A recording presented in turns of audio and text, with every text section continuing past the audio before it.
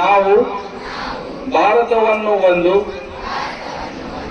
ಸಾರ್ವಭೌಮ ಸಮಾಜವಾದಿ ಸರ್ವಧರ್ಮ ಸಮಭಾವದ ಪ್ರಜಾಸತ್ತಾತ್ಮಕ ಗಣರಾಜ್ಯವಾಗಿ ರಚಿಸಲು ಮತ್ತು ಅದರ ಸಮ್ಮತ ನಾಗರಿಕರಿಗೆ ಸಾಮಾಜಿಕ ಆರ್ಥಿಕ ಮತ್ತು ರಾಜಕೀಯ ನ್ಯಾಯ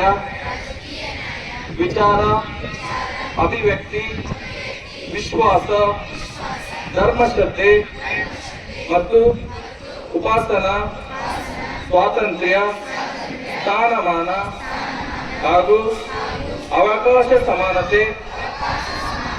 ದೊರೆಯುವಂತೆ ಮಾಡಲು ಮತ್ತು ವ್ಯಕ್ತಿ ಗೌರವವನ್ನು ರಾಷ್ಟ್ರದ ಏಕತೆಯನ್ನು